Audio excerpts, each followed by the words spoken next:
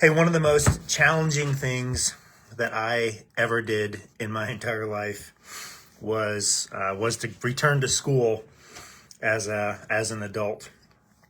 I was working full time outside, like had a real job, quote unquote, had a real job. I was serving quite a bit in the church that we were a part of in Lamars, Iowa,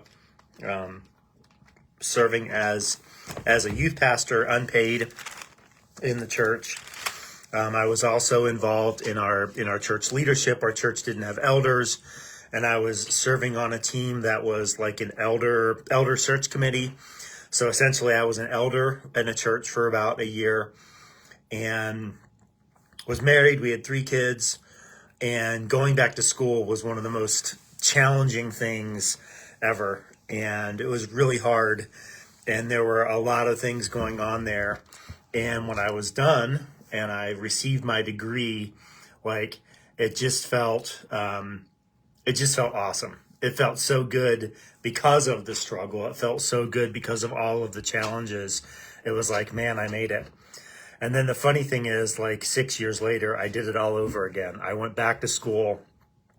Our kids were older, so life was a little easier because our kids were older. I was actually working at a church at that point, so I was able to do my school stuff while I was working. Had a really great church that allowed me to do that. But it was still hard. It still had challenges. I was still married, still had kids, still had a job.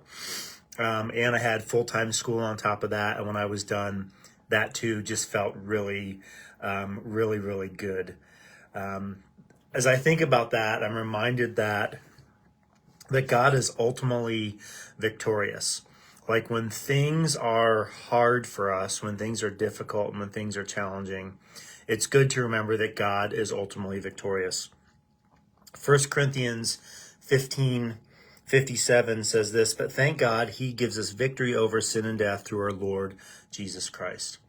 So despite hardship, and in this case, what Paul is talking about in 1 Corinthians, despite the sin, despite the way it seems like sin is ruling and reigning in our lives, despite the way it feels like sin has ultimate control in our lives, the reality is that that God has given us victory over sin and death through our Lord Jesus Christ.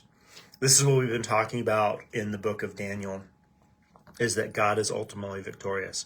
Regardless of how bad things seemed in Babylon, regardless of the situations and circumstances, regardless of whatever king or kingdom was in charge during the exile, God was ultimately victorious. And my hope and my prayer for you today is that you will remember that God is ultimately victorious. He is the one who rules and reigns. He is the rock that comes in from outer space earlier in Daniel and smashes the statue of all of the different kings and kingdoms of the world. He is the one who is seated on the throne, the Ancient of Days. We sing that song frequently here at WestWay. He is the one who's seated on the throne and judges all of the nations. He is the Prince of Princes that defeats the strong king, the strong horn in Daniel chapter 8 that we read about this past Sunday. Christ is ultimately victorious. Remember that today.